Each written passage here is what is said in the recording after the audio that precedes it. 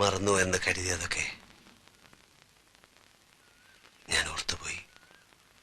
അപ്പച്ചന്റെ മരണത്തെ കുറിച്ചാ? മരിച്ചതല്ല, കൊന്നതാണ്. കൊന്നത്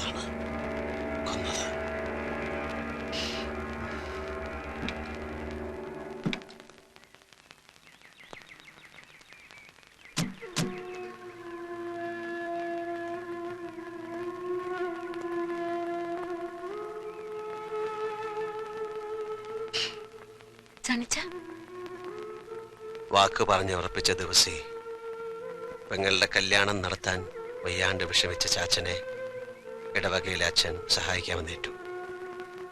പുതിയ പള്ളി പണിയാൻ പിരിച്ച പള്ളി ഫണ്ട് എന്ന്. അതിപ്പോ എന്നാ കമ്മിറ്റി തീരുമാനിക്കാനാ? ഇട്ടിച്ചൻ എത്ര രൂപ വേണ്ടെന്ന് വെച്ചാൽ അങ്ങ് എടുത്താ പോരെ. എന്ന് പറഞ്ഞാല് പൊതുമുതലാവുമ്പോ ചോദിക്കുകയും പറയുകയും ചെയ്യാതെ എടുക്കാൻ പറ്റുമോ? മാത്രമല്ല ഖജാൻജിയായ പാപ്പത്തിന്റെ പേരിലാണ് ഇത് ബാങ്കിൽ കിടക്കുന്നത്. ശരിയാ, 2,25,000 രൂപ വരെ എന്റെ പേര് ബാങ്കിൽ കിടപ്പുണ്ട്. ബാക്കി ആ ചിട്ടിച്ചാറ്റിൽ ഇരിക്കുകയാണല്ലോ. എന്റെ കയ്യിലോ? എന്താ പാപ്പച്ച നീ പറയുന്നത്? എന്റെ അച്ചായ മുഴുവൻ കാശ് ഒരേ ബാങ്കിൽ കിടക്കണമെന്നും പറഞ്ഞ് നമ്മൾ രണ്ടുപേരും കൂടെ പോയിട്ട് 2 ലക്ഷം രൂപ എടുത്ത് ഓർക്കുന്നുണ്ടോ? അത് കൊടിയിറക്കി പെരുന്നാളിനല്ലേ? ഇതെന്നത്തെ അച്ചായ നീ പറയുന്നേ? ഈ 2 ലക്ഷം രൂപ എടുത്തത് ഒരു ശനിയാഴ്ചയായിരുന്നു. അന്ന് ഉച്ച കഴിഞ്ഞ് ബാങ്ക് ഒഴിവായതുകൊണ്ട് ഈ കാശ് അച്ചായൻ വീട്ടിലേക്ക് പോയത് ഓർക്കുന്നുണ്ടോ? പാപ്പച്ച ഇത് 1-2 രൂപയുടെ കാര്യമല്ല, രൂപ 2 ലക്ഷമാ. നീ പറയുന്ന കാശും വാങ്ങി പാലാക്കി പോയത് ഓർക്കുന്നില്ലേ? ഓഹോ, അപ്പൊ എന്നെ കളനാക്കിയാണോ? ഇടിച്ചാൻ കാശെടുത്ത് മറിച്ചെങ്കിൽ തുറന്നങ്ങോട്ട് പറ, വെറുതെ മനുഷ്യനെ ആദ്യം കേട്ടാതെ. ഞാൻ കാശെടുത്ത് മറിച്ചെന്നോ? നിന്റെ കുടുംബ പാരമ്പര്യം കാണിച്ചാലുണ്ടല്ലോ. നിങ്ങൾ രണ്ടുപേരും കൂടി ഇവിടെ കിടന്ന് ബഹളം വെച്ചിട്ട് എന്താ കാര്യം? നമുക്ക് എന്താ വേണ്ട സമാധാനമായിട്ട് ആലോചിച്ച് തീരുമാനിക്കാം. എന്റെ പൊന്നച്ചോ, ഒന്നും ആലോചിക്കാനില്ല. കാശ് ഇതിയാന്റെ കയ്യിൽ തന്നെയുണ്ട്. ചിലപ്പോ ചെവിനെടുത്ത് കാണും. ഇത് എന്നെ കള്ളനാക്കുക.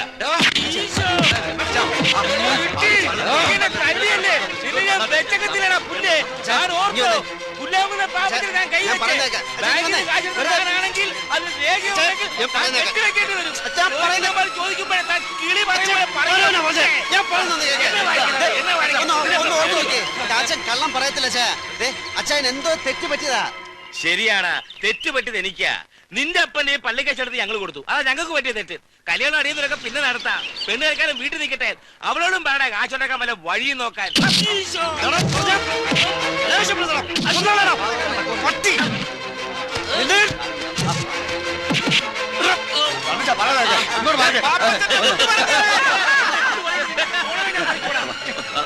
എന്റെ അപ്പനെ കള്ളനാക്കിട്ട് നീ ഇവിടെ ജീവിക്കത്തില്ല.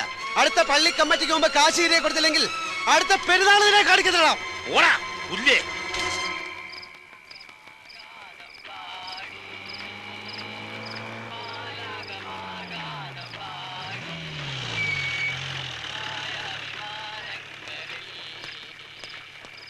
സണ്ണി ഇറങ്ങി വേടാ. എന്താ സാർ? ഇറങ്ങി വരാൻ. എന്താ സാർ? നീ ആരാടാ? പാലമറ്റത്തെ രാജകുമാർ. കാര്യം എന്താണെന്നാണ് ചോദിച്ചത്. നീ അറിയേണ്ട കാര്യമാടാ.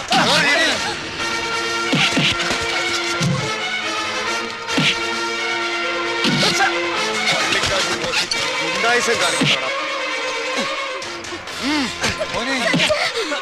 വലിച്ച് കേട്ടടാ.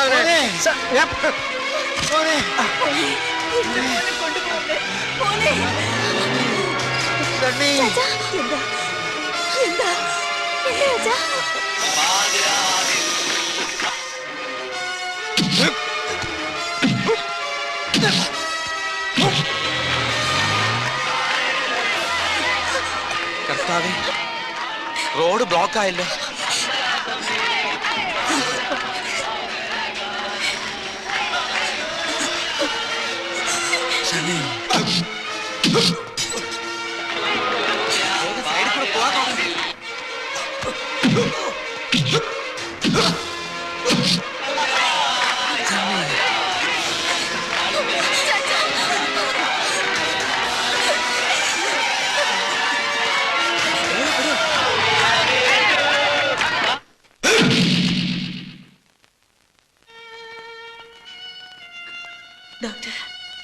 മരണം നടന്നത് ഇവിടെ എത്തുന്നതിന് മുൻപായതുകൊണ്ട് പോസ്റ്റ്മോർട്ടം നടത്തണം. ഡോക്ടർ, അച്ചായ മരിച്ചത്? ഇതൊരു ഗവൺമെന്റ് ഹോസ്പിറ്റലാണ്, പ്രൊസീജിയേഴ്സ് ഉണ്ട്.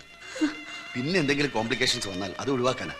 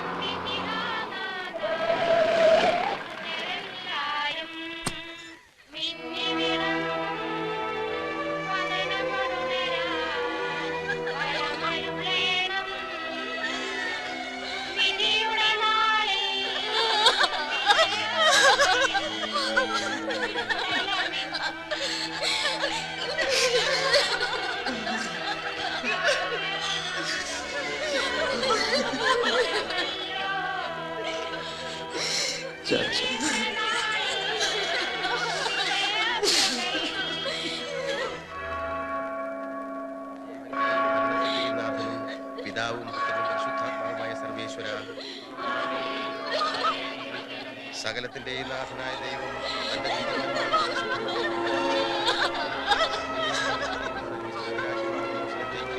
ഇയാളെ പ്രവേശിപ്പിക്കുവാനാകട്ടെ.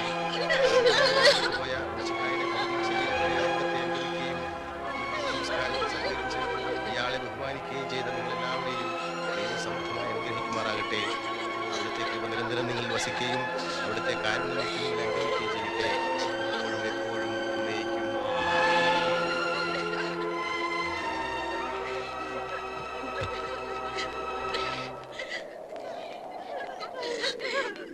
അച്ഛോ,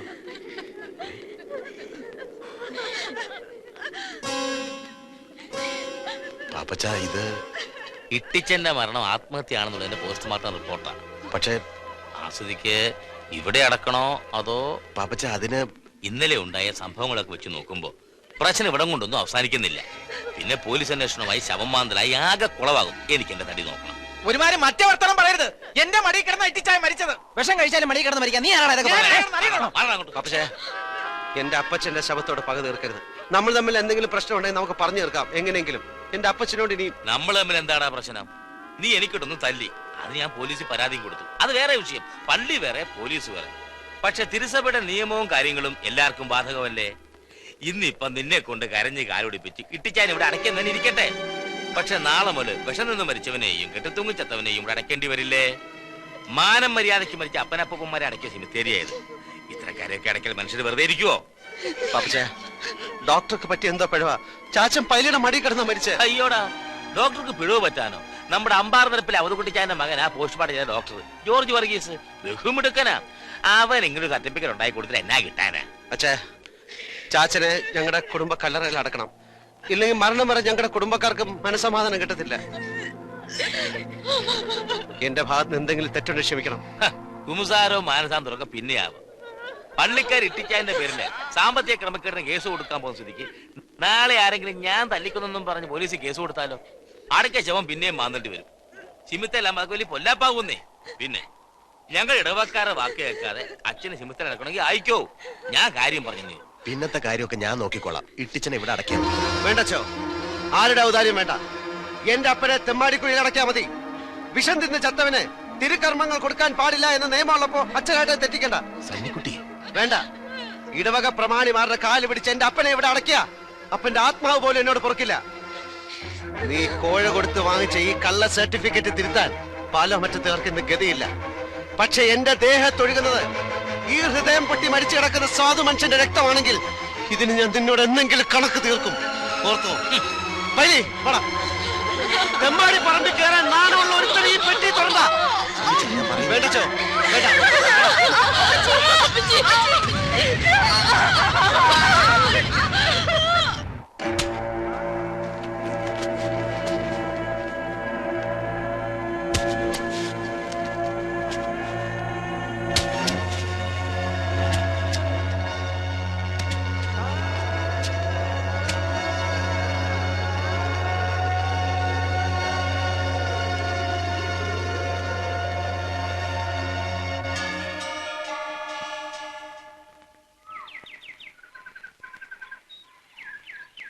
പാലോമറ്റത്തെ ചാവടിയിൽ എൻ്റെ അമ്മച്ചി ദിവസങ്ങളോളം ജലപാനമില്ലാതെ കിടന്നു. എൻ്റെ ഒരു പഴയ സുഹൃത്തിൻ്റെ അഡ്രസ്സുമായിട്ട് ഞാൻ ബോംബെയിലേക്ക് വണ്ടി കയറി.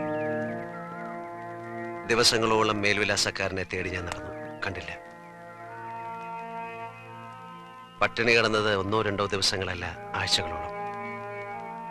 ബോംബെയിലെ സെന്റ് തെരാസസ് ചർച്ചിന്റെ പടിക്കെട്ടിൽ വിശപ്പ് കൊണ്ട് തളർന്നു കിടന്ന എന്നെ ഏതോ ഒരു ബിസിനസ് ടൂറിന് വന്ന അച്ചായൻ ഇന്നലെ രാത്രി കണ്ടില്ലേ, ഒരു കുര്യാക്കോസ്, അദ്ദേഹം വിളിച്ചുണർത്തി. എനിക്ക് ഭക്ഷണം വാങ്ങിച്ചു തന്നു.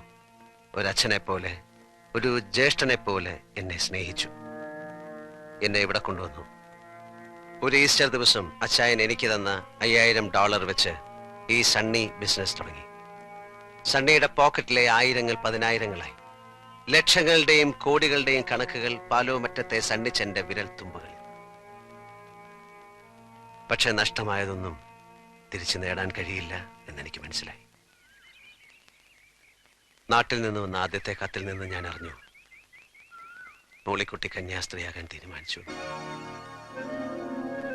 വിവാഹ സ്വപ്നങ്ങൾ കൊണ്ട് നടന്ന എന്റെ അനിയത്തി അതെല്ലാം മറന്ന് കന്യാസ്ത്രീ പട്ടമിടാൻ തീരുമാനിച്ചപ്പോ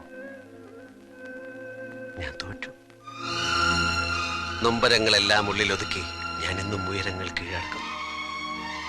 നാട്ടിലെ വീട്ടാക്കടങ്ങൾ മറന്നിട്ടല്ല, എന്റെ ചാച്ചനെ കൊന്ന പാപ്പച്ചനോട്, എന്റെ ചാച്ചന്റെ മരണം ആത്മഹത്യയാക്കി മാറ്റിയ ഡോക്ടറോട്, അതിനെല്ലാം ഒത്താശ പാടി എന്നെ ലോക്കപ്പിലിട്ട് ഇടിച്ച SIയോട്. വീട്ടാ, ഇന്നെനിക്ക് നിസ്സാരമായി വീട്ടാ. പക്ഷെ എനിക്കും ഒരു വിലങ്ങ് കാത്തിരിപ്പുണ്ടാവും. ഇനി അതുകൂടി കാണാൻ എന്റെ അമ്മച്ചിക്ക് ത്രാണിയുണ്ടാവില്ല. പിന്നെ സാന്ദ്ര, നിനക്ക് വേണ്ടിയും ഞാൻ ഈ കടങ്ങളൊക്കെ അവധിക്ക് വെക്കുന്നു. സണിച്ചായ, ഞാനിവിടെ ഇറങ്ങിക്കോളാം.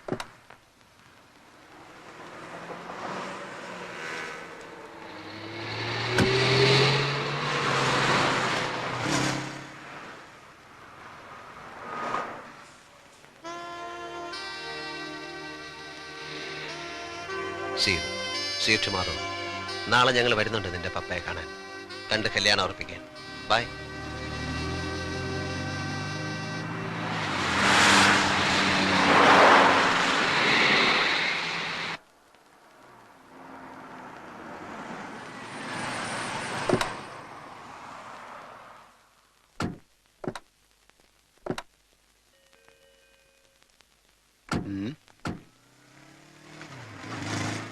നമസ്കാരം.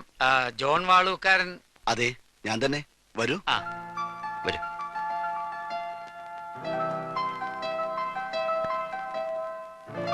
ഞാൻ കുരുവിള, നാട് കോട്ടയം. ഇത് സണ്ണി, ഹലോ. നാട്ടില് പാലയില. മിസ്റ്റർ രാമസ്വാമി പാലക്കാടാണ്. ഹലോ, ഇത് എന്റെ ഭാര്യ. വണക്കം, ഞാൻ മിസ്സിസ് കുരുള. നാട്ടിൽ നിന്ന് വന്നിട്ട് വർഷങ്ങൾ കുറയായി. മോളെവിടെ? ഇവിടെ ഇല്ലേ? ഉണ്ടായിരുന്നു. രാവിലെ കുട്ടിയും കൊണ്ട് പുറത്തു പോയതാ. പർച്ചേസിങ്ങിനോ മറ്റോ ആണ്. ഈ കുട്ടി മൂത്ത മകളുടെയോ മകന്റെയോ? എനിക്ക് മകനും മകളും എല്ലാം കൂടി ഒരാളെ ഉള്ളൂ. അപ്പോ ഈ സാന്ദ്ര വാളൂക്കാരൻ? സാന്ദ്ര വാളൂക്കാരൻ? അങ്ങനെ ഒരാളെ അറിയില്ലല്ലോ. ഇതാണ് ആ കുട്ടി. ഇത് നിങ്ങളെ ആരോ ചീറ്റ് ചെയ്തതാണ്. ഇങ്ങനൊരു കുട്ടിയെ ഞാൻ അറിയത്തേയില്ല. ഇതാ. സോറി. പോന്നു.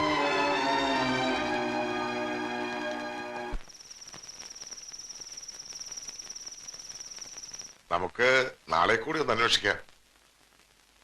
എന്തിനാ? ആ ഇൻസ്റ്റിറ്റ്യൂട്ടിലെ പ്രിൻസിപ്പൽ പറഞ്ഞ കേട്ടില്ലേ? കഴിഞ്ഞ 10 വർഷത്തിനുള്ളിൽ സാന്ദ്ര വാളൂക്കാരൻ എന്ന പേരിൽ ആരും അവിടെ പഠിച്ചിട്ടില്ല എന്ന്. പിന്നെ ആരാ സണ്ണിച്ച അവള്? എന്താ അവളുടെ മോട്ടീവ്? എനിക്കൊന്നും മനസ്സിലാകുന്നില്ല അച്ഛാ. ഒരു ദുസ്വപ്നം പോലെ സാന്ദ്ര വാളൂക്കാരൻ, എല്ലാം വിശ്വസിച്ച നിഴൽ പോലെ ഞാനും. സണ്ണി സാർ ഇങ്ങനെ നെർവസ് ആകരുത്. നമുക്ക് തെരഞ്ഞു പിടിക്കാം ആ കുട്ടിയെ. അച്ഛാ, പെണ്ണിന്റെ ഏട്ടത്തി ഈ അടുത്ത കാലത്ത് ഒരു ചൈനക്കാരൻ്റെ കൂടെ ഒളിച്ചോടിപ്പോയി. അതറിഞ്ഞപ്പോ നമ്മൾ ഈ ബന്ധം വേണ്ടാന്ന് വെച്ചു. അമ്മച്ചിയെ വിളിച്ച് അങ്ങനെ പറഞ്ഞേക്ക്.